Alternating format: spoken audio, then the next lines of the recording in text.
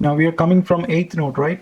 1E and the 2E and the 3E and the 4E and the 1E and the 2. So this is day 26. Today is the intro to 16th notes. And what is 16th note? 16th note is nothing but how we say it. 16th note means 16 beats in a bar. Now we are coming from 8th note, right? Previously we learned 8th note. And 8th note, 8 notes in a bar, right? Every single bar can fit up to 8 notes. Here we can fit up to 16 notes. So we are just doubling the amount of number of beats in each bar, right? So this is how quarter note looks, right? And when we put it together, it looks like this. 16th note looks like this. It's got a stem, two stems in fact, two stems coming out of the big stem, the vertical stem. There are two stems coming out of the vertical stem. That indicates that it is a 16th note. Whereas here there is no stem, right? It's just looks like a D and no stem. Here we have two stems coming out, right? When you put this on the stave, two ways you can do. You can put it like this and omit the stems coming down, which means those stems can go up like this in two lines, and it's much cleaner and it's less confusing when you actually put this on the stave, like when you have 16 notes in a row. This way it looks much more cleaner. The other option is this. You still have the stems coming down from the vertical line, and you just put them without connecting individually. Either way, both of them, we now start counting this 16th note as 1E and L. 1E and L. It is actually A, alphabet, A, but it pronounced as A. 1E and A.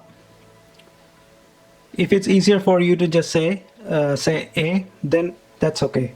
1E and A, 1E and A, 2E and A, 3E and A, 4E and A, which is okay. But it's actually pronounced A. 1E and A, 2E and A, 3E and A, 4E and A, like that.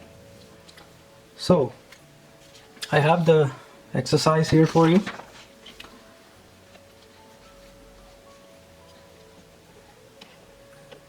Okay. You see, now we have a lot more notes in each bar because these are 16 notes, and we count it as 1E and a, 2E and a, 3E and a, 4E and a. Total 16 beats.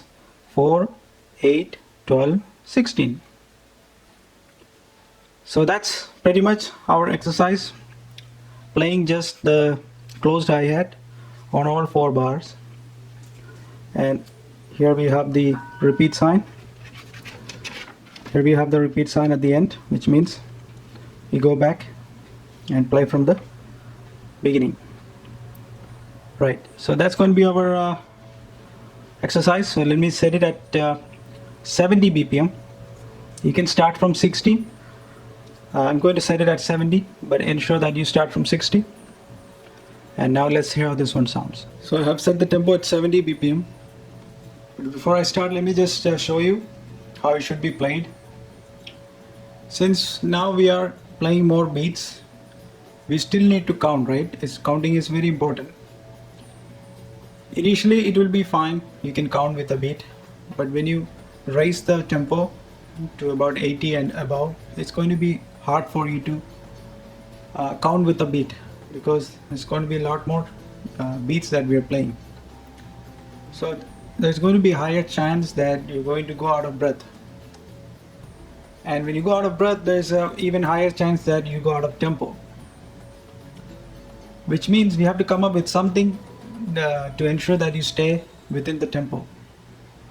So in this exercise, in this exercise, what you can do is you can give the every first note, just play a little bit harder, and which means you're giving an accent to that first note, each group. So 1 and then 2, 3, 4, all 4 notes, just those 4 notes. You can play a little bit harder than the other notes, so that when you play it will help you stay within the tempo, even if you go out of the breath. But initially when you start at 60, I don't think it will be a problem to count. But if in case you're going out of breath, then do this: 1E and 2E and 3E and 4E and you see how I did? 1E and 2E and 3E and 4E and 1E and 2E and 3E and 4E and 1E and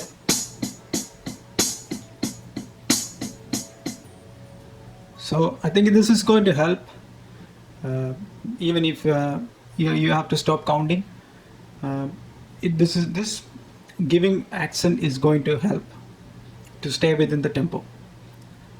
If you're practicing going out of the tempo, then stop it and go back and start over. You don't want to practice going out of the tempo. Should stay within the tempo. So that's why you can try this: 1E and 2E and 3E and 4E and 1E and 2E and 3E and 4E and 1E and 2E and 3E and 4E and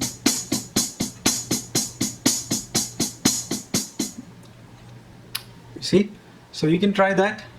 And another thing is, even if like later on, not right now, when you start increasing the tempo, even if you don't count, by that time you should have it in your mind. So even if you don't count, that's okay. By then, initially you must count, then only you get to that position. So initially you must count, but let's say 80, 85 and above, even if you don't count, you will have it in your mind. And also, since you're doing this, that's also going to help. But again, initially you must count. So now let's start. 1, 2, ready, start. 1E and 2E and 3E and 4E and 1E and 2E and 3E and 4E and 1E and 2E and 3E and 4E and 1E and 2E and 3E and 4E and right. So when you start from 60, it wouldn't be this fast, but 70 is this beat, is at this tempo. So ensure that you practice. This is a very basic, this is the foundation of 16 notes.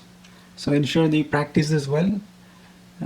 In the coming days here, we are going to add snare drum and bass and all that, but you have to work on this. Ensure that you're playing all 16 beats in each bar, you're not skipping any beat, and ensure that you're not going out of tempo.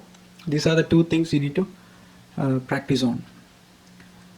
What happens is later on when we add a snare and bass, if you don't practice this well, remember, like I always say, this is the foundation. To me, the hi-hat is the foundation. When you got that down, it's going to be much easier for you to add snare and the bass drum, because this is going to be a second nature. Your hand, just keep on moving. And then when you add snare with your left hand and when you add bass with your right leg, this keeps moving. You don't feel like you need to stop. If you stop, then you didn't practice it well. That's why we need to practice it now. This is the beginning, right? So keep practicing. 1E and 2E and 3E and 4E and 1E and 2E and 3E and 4E and 1E and also when you if you have the practice pad, you can practice it on that as well. So just practice it like 1E and 2E and 3E and 4E and like that. So that's it for this session. If you gain any knowledge from today's session, please subscribe, watch more videos, come back and watch more videos if you like to continue learning. Perhaps in the next session we are going to add the snare drum. So stay tuned. Thank you.